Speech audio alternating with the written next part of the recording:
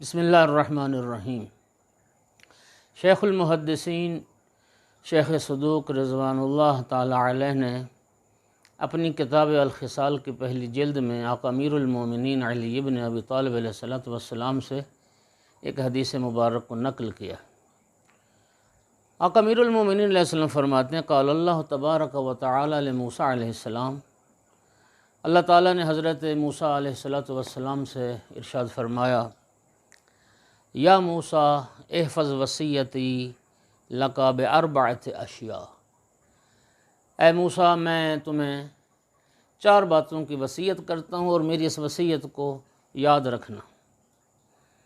اولہن، پہلی وصیت، ما دمت لا تری ذنوبک تغفر فلا تشتغل بعیوب غیرک، اے موسیٰ جب تک تمہیں اپنے گناہوں کے معاف ہو جانے کا یقین نہ ہو جائے، اپنے گناہوں کے بخشے جانے کا یقین نہ ہو جائے تو اپنے غیر کے عیب کو تلاش نہ کرنا۔ سامعین گرامی، یہ بہت بڑا ایک پیغام ہے جو تربیت کا ایک عامل ہے کہ جس انسان کے اندر خود عیوب پائے جاتے ہیں اس کو کیا حق ہے کہ وہ کسی دوسرے کے عیب کو تلاش کرے۔ آقا امیر المومنین علیہ السلام نے بھی نہج البلاغہ میں فرمایا اشتغل بعیوب النفس قبل عیوب غیرک، تقریباً وہی بات ہے جو اللہ رب العزت نے حضرت موسیٰ علیہ السلام سے فرمائی۔ مولا امیر المومنین بھی ہمیں حکم دے رہے ہیں کہ کسی غیر کا عیب ڈھونڈنے سے پہلے اپنی ذات کے عیوب کو تلاش کرو۔ اور دوستو، حقیقت وہی ہے کہ جیسے کسی شاعر نے کہا تھا، اپنی پڑی اپنے گناہوں پہ جو ہی نظر تو نگاہ میں کوئی برا نہ رہا۔ انسان جب اپنے گناہوں کی طرف دیکھے گا تو پھر انشاءاللہ اس کو لوگوں کے گناہ یاد نہیں رہیں گے۔ اس لیے فرمایا کہ جب تک تمہیں خود اپنے گناہوں کے بخشے جانے کا یقین نہ ہو جائے اپنے غیر کے عیب تلاش نہ کرنا۔ خداوند عالم نے، دین اسلام نے ہمیں 2 چیزوں سے منع کیا ہے، عیب جوئی سے بھی منع کیا ہے، عیب گوئی سے بھی منع کیا ہے۔ کسی کا عیب نہ تلاش کرو، اور اگر کسی کا عیب تمہیں معلوم ہے تو اس کو کسی کے سامنے بیان بھی نہ کرو۔ یہ پہلی وصیت۔ دوسری وصیت فرمایا ما دمت لا تری کنوزی قد نفدت فلا تغتم بسبب رزقک، اے موسیٰ جب تک تمہیں میرے خزانوں کے ختم ہو جانے کا یقین نہ ہو جائے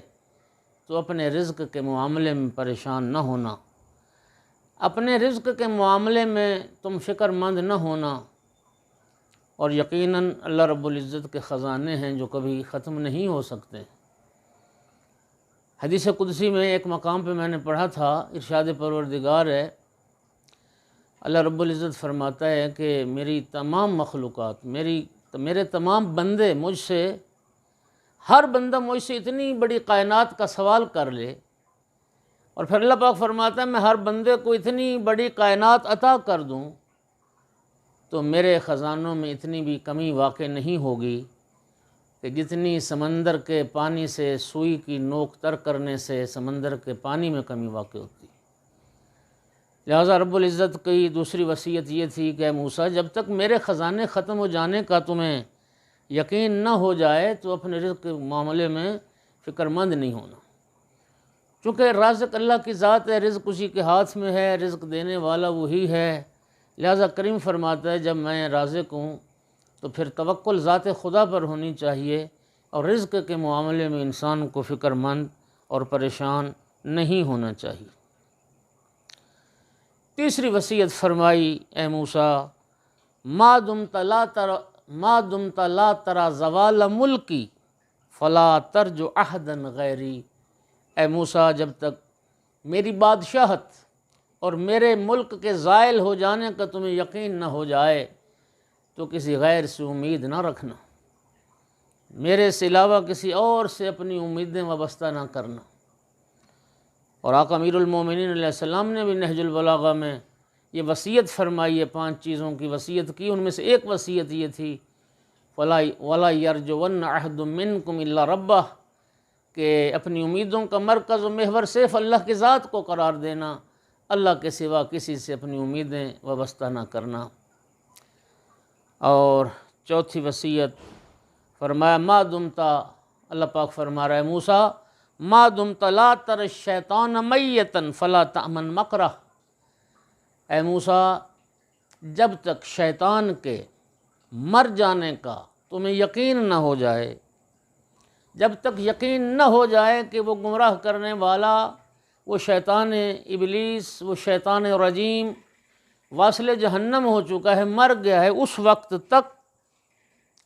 اس کے مکر سے اپنے آپ کو محفوظ نہ سمجھنا، اس کے مکر سے اپنے آپ کو مامون نہ سمجھنا، اس لیے کہ جب تک شیطان ملعون موجود ہے اس وقت تک اللہ رب العزت کی بارگاہ میں اس ملعون سے پناہ مانگنی چاہیے، رب سے پناہ مانگنی چاہیے کہ اللہ اس شیطان مردود سے ہمیں اپنی حفاظت میں رکھے، اور اللہ تعالیٰ شیطان کے حملوں سے ہمیں محفوظ بنائے۔ اللہ رب العزت کے اس وصیت نامے پر، ان ارشادات پر ہمیں بھی عمل کرنے کی توفیق عطا فرمائے۔